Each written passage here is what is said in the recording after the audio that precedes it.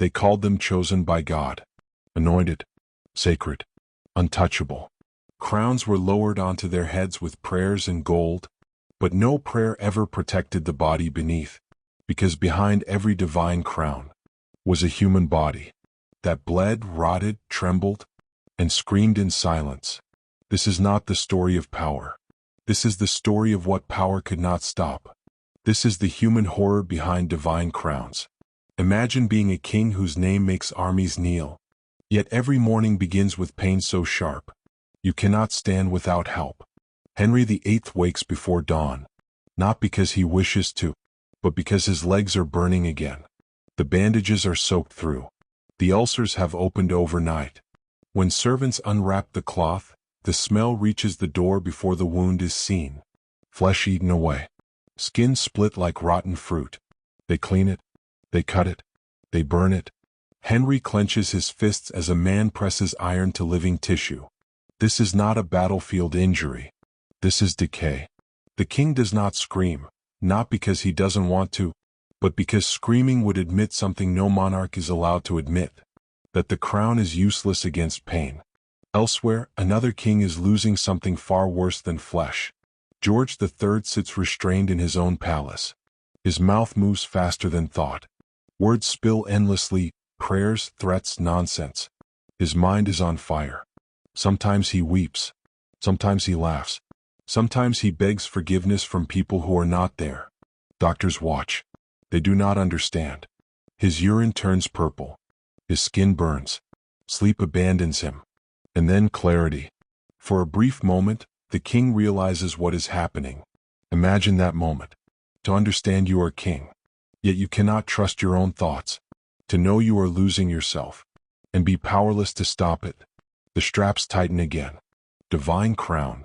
Human mind. Total collapse. Now imagine a queen whose body betrays her in the cruelest way possible. Mary I feels life inside her. Her belly swells. Her breasts ache. Her body prepares. She announces an heir.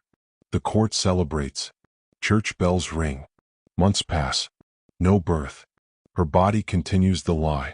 This is not hope. This is torture. Every day she wakes expecting labor. Every night she goes to bed humiliated by her own flesh. Doctors whisper. Courtiers avoid her eyes. The truth spreads before it is spoken. There is no child. Only sickness. Her body grows weaker. Her spirit collapses under shame and despair. She dies not only childless, but broken by the realization that even a queen can be fooled by her own body. Some kings did not decay slowly. Some were destroyed by those meant to heal them. Charles II collapses. Seizures twist his body. Doctors rush in, not to save him but to attack the illness. They drain his blood. They blister his skin. They poison him with mercury. Between convulsions, Charles is awake. He feels his strength leaving with every treatment. He feels his body failing under hands that claim to serve God.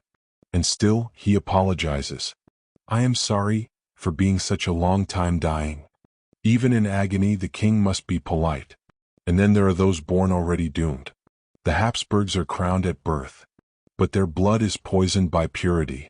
Children born unable to chew, unable to speak clearly, drooling, shaking, confused. Charles II of Spain grows up trapped in a failing body. He struggles to walk, to think, to understand. His mind lags. His organs fail. His jaw hangs heavy and useless. This is not punishment. This is inheritance. A dynasty that worshipped its bloodline was slowly killed by it. Divine lineage. Human wreckage. Elizabeth I does not die violently. She fades. She refuses food. She stands motionless for hours. Her attendants beg her to lie down. She cannot. Lying flat feels like dying. So she stands, thin, silent, exhausted. A queen afraid of sleep. Her power is intact. Her body is not. When death finally comes, it comes quietly, as it always does, no matter how loud your reign once was. This is the truth history rarely shows. Crowns do not protect flesh. Titles do not silence pain. God's anointing does not stop infection, madness, decay, or fear. Behind every divine crown, was a human body enduring horrors no subject ever saw. And when the crown was finally removed, what remained was never divine, only human, fragile, suffering, mortal. Is the human horror behind divine crowns.